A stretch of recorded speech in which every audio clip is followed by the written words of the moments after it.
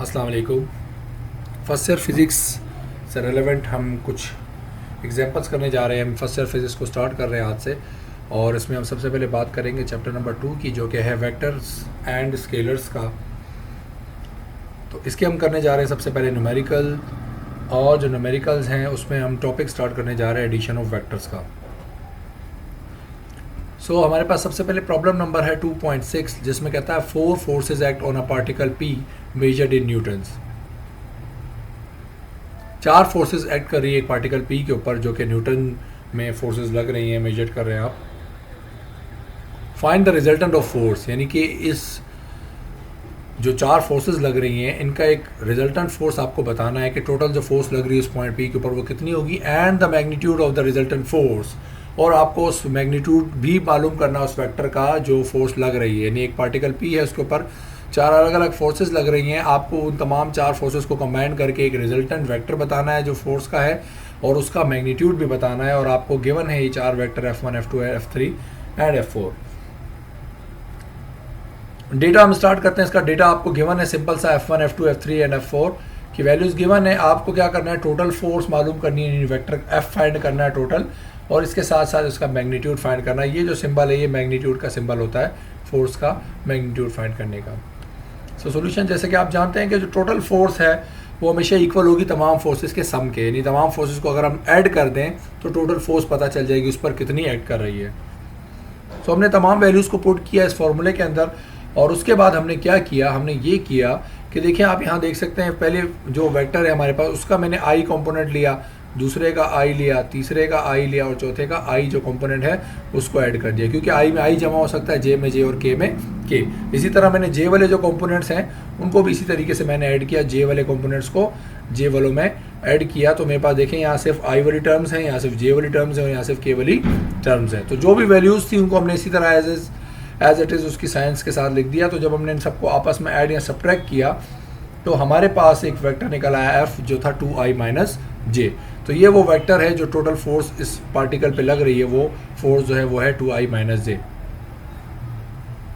अब हम बात करते हैं इस वेक्टर जो f है, मान लीजिए कोई भी एक वेक्टर है, उसका मैग्नीट्यूड निकालने का फॉर्मूला होता है स्क्वायर रूट के अंदर x square plus Y square plus Z square. याद रहे x होता है i का कोफिशिएंट, y होता है j का कोफिशिएंट, और z होता है k का कोफिशिएंट। अब चूंकि यहाँ पर k हमारे पास है ही नहीं, यानी कि एक्चुअली हमारे पास 0 है, सो मैंने क्या किया, x की जगह पर 2 लिख दिया, क्योंकि i का जो कोफिशिएंट है आपको नज़र आ रहा है वो 2 है, और y की जगह -1 रख दिया, क्योंकि यहाँ पर आप देख सकते हैं माइनस का साइन है इसलिए माइनस का 1 आ गया, और k की जगह मैंने 0 लिख दिया क्योंकि यहाँ k वाली कोई टर्म मौजूद नहीं है। सो अब मैं क्या करूँगा, इसका स्क्वायर निकालूंगा, 2 का स्क्वायर निकाला प्लस -1 का स्क्वायर निकाला। मेक श्योर यहाँ माइनस के ऊपर जब भी स्क्वायर आ जाता है या माइनस के ऊपर जब भी इवन पावर आ जाती है, सो माइनस हमेशा ख़त्म हो जाता है। इसको आप ऐसे प्लस माइनस माइनस नहीं कर सकते, क्योंकि हमेशा आप पहले ब्रैकेट को सॉल्व करेंगे। सो माइनस के ऊपर जब भी स्क्वायर आएगा माइनस ख़त्म हो जाएगा, और 0 का स्क्वायर 0 ही होता है। तो आपने इन सबको जब ऐड अप किया, सो आपके पास एक आंसर आया स्क्वायर रूट 5। मेक श्योर ये एक परफेक्ट स्क्वायर नहीं है, यानी इसका स्क्वायर रूट नहीं निकलेगा, यानी निकलेगा लेकिन वो एक परफेक्ट वैल्यू नहीं होगी, पॉइंट्स में आएगी, इसलिए हम इसको इसी तरीके से छोड़ देते हैं। सो ये हमारे पास जो मैग्नीट्यूड निकला उस वेक्टर का एफ का, वो निकला स्क्वायर रूट 5 न्यूटन।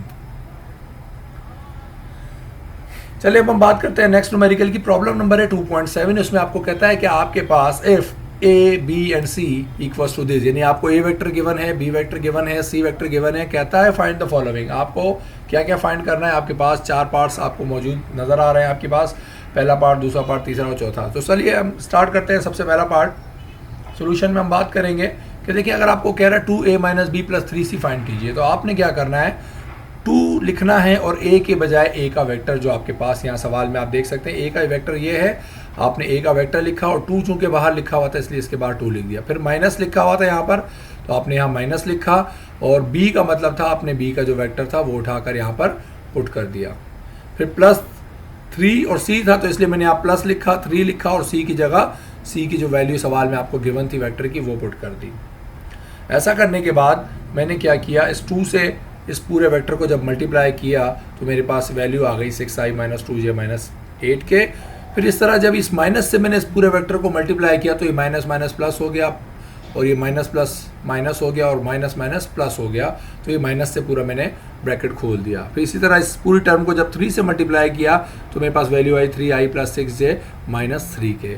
अब हम हमेशा वही करेंगे, हम हमेशा i को i में ऐड करते हैं, j को j में और k को k में। सो हमने क्या किया, हमने यहाँ पर i वाली टर्म्स एक साथ लिख दी, यानी कि पहले ये i 6i था, फिर 2i था, फिर 3i था, इन तीनों को एक साथ लिख दिया। फिर इस तरह j वाली टर्म्स को भी हमने एक साथ लिख दिया, इसी तरह k वाली जो टर्म्स हैं उनको भी एक साथ लिखा। फिर इनको आपस में हमने जब ऐड किया, i वाली टर्म्स जब आपने ऐड कर दी तो यकीनन आप देख सकते हैं, तो ये आपके पास इन i को जमा किया तो 11i आया। j जब आपने जमा किए तो आप देख सकते हैं j ख़त्म हो जाएंगे, -6 + 6, और k को जब आपने सब्ट्रैक्ट और ऐड किया तो आपके पास बच गया 8k। अब चूँकि ये ज़ीरो सिर्फ आपको दिखाने के लिए था कि ज़ीरो यानी कि j जो है वो ज़ीरो रह गया, इसलिए जनरली आप इसको लिखेंगे 11i - 8k। ठीक है, ये आ गया आपके पास एक वेक्टर जो उसने कहा था 2a - b + 3c का एक वेक्टर निकालिए, तो आपने वो वेक्टर निकाल दिया। अब हम करते हैं पार्ट बी की बात। पार्ट बी में देखें, आपको कहता है a + b + c वेक्टर का मैग्नीट्यूड निकालिए। अब याद रहे वेक्टर का मैग्नीट्यूड निकालने के लिए आप सबसे पहले हमेशा क्या निकालेंगे, वेक्टर। तो आपने a की जगह पर a का वेक्टर लिख दिया सवाल में से, फिर प्लस लिखा, और b की जगह आपने b का वेक्टर लिख दिया जो भी था नेगेटिव साइंस के साथ, फिर प्लस लगाया, और c की जगह c की आपने वैल्यूज़ पुट कर दी। फिर दोबारा इसमें हम क्या करेंगे, दोबारा हमने क्या किया, a की वैल्यू सेम लिखी, ये प्लस था तो इसलिए प्लस, इसके साइन को हमने सिंप्लीफाई किया, ब्रैकेट इसलिए था क्योंकि एक प्लस था एक माइनस था, तो हमने इसको सिंप्लीफाई करके लिख दिया। और अब हम क्या करने जा रहे हैं, अब हम ये कर रहे हैं i वाली टर्म्स दोबारा, इसके i की टर्म, सेकेंड वेक्टर की i टर्म्स और तीसरे वाले की i वाली वैल्यूज़ को एक तरफ लिखा, देन j वाली वैल्यूज़ को एक तरफ लिखा, और देन k वाली वैल्यूज़ को एक तरफ लिख दिया। तो इनको जब हम आपने आपस में ऐड किया तो आपके पास एक वैल्यू आई जिसमें i जो है 2 बचा, और j जो है आपके पास प्लस का 5 बचा, और k जो है आपके पास माइनस का 8 बच गया। सो ये है वो वेक्टर a + b + c जो होगा 2i + 5j - 8k। बट याद रहे हमें सवाल में चूँकि a + b + c वेक्टर नहीं उसका मैग्नीट्यूड पूछा था, तो इसलिए लाजमी था आप पहले वेक्टर निकालेंगे उसके बाद उसका मैग्नीट्यूड निकालेंगे। सो किसी भी वेक्टर का मैग्नीट्यूड का फॉर्मूला होता है x² + y² + z² in the radical. सो आपने क्या किया, यहाँ पर आपको पता है x का मतलब होता है i वाली टर्म, तो मैंने यहाँ पर x की जगह 2 का स्क्वायर लिखा। y का मतलब होता है j वाली टर्म, तो यहाँ +5 था तो +5 का स्क्वायर लिखा। और z का मतलब होता है k वाली टर्म, यानी k का कोफिशिएंट, तो माइनस का 8 था इसलिए मैंने -8 के ऊपर स्क्वायर लगा दिया। तो अब आपने इनका स्क्वायर निकाला, 2 का स्क्वायर निकाला 5 का, और -8 का स्क्वायर हमेशा माइनस क्या हो जाएगा, खत्म हो जाएगा, माइनस के ऊपर जब भी स्क्वायर आता है। इन सबको आपने जब ऐड किया तो आपके पास एक वैल्यू है √93। अब ये दोबारा एक परफेक्ट वैल्यू नहीं है इसलिए मैं इसको पॉइंट्स में नहीं लिखूंगा, इसकी वैल्यू को ऐसे ही मैं अपने पास हाईलाइट कर दूंगा। ये आपके पास a + b + c का मैग्नीट्यूड निकल आया। बात करते हैं पार्ट सी की। पार्ट सी में आपको कह रहा है 3a - 2b + 4c vector find कीजिए। तो आपने क्या किया, 3 की जगह 3 लिखा और a की जगह a की वैल्यू लिख दी सवाल में से। फिर -2 लिखा हुआ था, आपने -2 लिखा, b की जगह b की वैल्यू लिख दी आपने।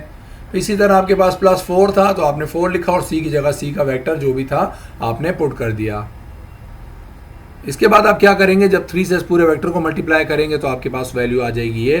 फिर इस तरह -2 से जब इस पूरे वेक्टर को मल्टीप्लाई करेंगे तो आपके पास ये वैल्यू आ जाएगी। इस तरह +4 से जब आप मल्टीप्लाई कर देंगे तो आपके पास ये वैल्यू आ जाएगी। सो अब हम दोबारा क्या करेंगे, i वाली टर्म्स एक साथ लिखेंगे, j वाली टर्म्स एक साथ लिखेंगे और k वाली टर्म्स एक साथ लिखेंगे। इनको जब हम आपस में ऐड कर लेंगे तो हमारे पास वैल्यू कुछ बच गई, i बचा 17i, j जो है हमारे पास -3j है, और जो k की वैल्यू है वो -10k बच गई। अब हमें करना है इसका मैग्नीट्यूड फाइंड, ठीक है। सो मैग्नीट्यूड का आपको फॉर्मूला पता है, x² + y² + z² square root के अंदर लिखते हैं। सो याद रहे आपके पास x की वैल्यू है 17, y की वैल्यू है -3 और z की वैल्यू है -10। सो मैंने इस फॉर्मूले के अंदर इन वैल्यूज़ को पुट किया और अब मैं क्या कर रहा हूँ, इनका स्क्वायर निकाल रहा हूँ। 17 का स्क्वायर निकाला, फिर आपने -3 का स्क्वायर निकाला, फिर आपने -10 का स्क्वायर निकाला। अब इन सबको मैं आपस में जब ऐड करूँगा तो ऐड करने के बाद इनका एक जो डिजिट आया 398, इनका स्क्वायर रूट निकल रहा है। तो चूंकि दोबारा एक परफेक्ट वैल्यू नहीं है इसलिए मैं इसको मज़ीद सॉल्व नहीं करूँगा, यही मेरी वैल्यू है, ठीक है। अब हम बात करते हैं जो चौथा और लास्ट पार्ट है डी पार्ट। उसमें एक्चुअली आपसे उसने कहा था कि पार्ट डी में आपको क्या करना है, एक यूनिट वेक्टर निकालना है जो पैरेलल है 3a - 2b + 4c के। यानी कि जो वेक्टर आपको थर्ड पार्ट में दिया था 3a minus 2b plus 4c, actually उसने सिर्फ कहा था एक वेक्टर निकालिए, बट हमने उसका मैग्नीट्यूड क्यों निकाला? क्योंकि आपको पता होना चाहिए कि किसी भी वेक्टर का अगर आपको यूनिट वेक्टर निकालना है तो उसका फॉर्मूला होता है vector divide by its magnitude. तो अगर मुझे एक यूनिट वेक्टर का सिंबल है, ये मान लीजिए u के ऊपर कैप लगाया हुआ है, इसका मतलब एक यूनिट वेक्टर को रिप्रेजेंट कर रहा है। तो किसी भी यूनिट वेक्टर को निकालने का formula vector divide by its magnitude. तो आपने क्या किया, यूनिट वेक्टर हमने u लिख दिया। अब वेक्टर चूंकि ये वेक्टर है, इसके पैरेलल की बात हो रही है, इसलिए ये वेक्टर डिवाइड बाय इसी वेक्टर का आएगा मैग्नीट्यूड। सो हमने क्या किया, हमने अभी थर्ड पार्ट में ही इस यूनिट वेक्टर के लिए हमने इस वेक्टर को सबसे पहले फाइंड किया था थर्ड पार्ट में। तो ये जो वेक्टर आया था मल्टीप्लाई करके आपके पास जो भी नंबर आया था वो ये आया था, और डिवाइड बाय मैग्नीट्यूड जो हमने अभी निकाला इसका वो ये आया। सो इस तरीके से हमने क्या किया, अब ये 398 स्क्वायर रूट जो है इस तीनों के नीचे अलग अलग इसको हमने ब्रेक करके लिख दिया। सो ये है वो यूनिट वेक्टर जो इस वेक्टर के पैरेलल होगा, जो कि आपको बताया गया है 3a minus 2b plus 4c एक वेक्टर है, उसके पैरेलल आपको एक वेक्टर बताना था यूनिट वेक्टर। तो ये होगा वो वेक्टर। ठीक है, हम बात करते हैं नेक्स्ट प्रॉब्लम की, और नेक्स्ट प्रॉब्लम है प्रॉब्लम 2.9, जिसमें कहता है the position vector of a point P and Q are given by. कहता है पोजीशन वेक्टर जो है आपको पॉइंट P और पॉइंट Q के जो है आपको दिए गए दो पोजीशन वेक्टर R1 और R2, आपको दो पोजीशन वेक्टर गिवन है। ठीक है, और आपको कहता है determine PQ and its magnitude. आपको PQ वेक्टर बताना है और उस वेक्टर का मैग्नीट्यूड भी बताना है। अच्छा, हम बात करते हैं पोजीशन वेक्टर की। तो एक्चुअली पोजीशन वेक्टर क्या होते हैं? ऐसे वेक्टर्स जो हमेशा ओरिजिन से स्टार्ट होते हैं। एक होते हैं फ्री वेक्टर, एक होता है पोजीशन वेक्टर। फ्री वेक्टर तो कोई भी वेक्टर आप जो जनरली पढ़ते हैं सारे फ्री वेक्टर्स होते हैं, बट पोजीशन वेक्टर्स की खूबी क्या है? हमेशा वो वेक्टर्स जिनकी स्टार्टिंग पॉइंट हमेशा ओरिजिन होता है। ग्राफ पे आपने एक्स वाई एक्सिस पढ़ा है, उसमें जो सेंट्रल एक्स और वाई एक्सिस का जो पॉइंट ऑफ इंटरसेक्शन होता है, जिसको आप कहते हैं सेंटर ऑफ द ग्राफ, यानी कि ओरिजिन जिसे कहते हैं, हमेशा ओरिजिन से स्टार्ट होते हैं यूनिट वेक्टर, ये पोजीशन वेक्टर जो होते हैं।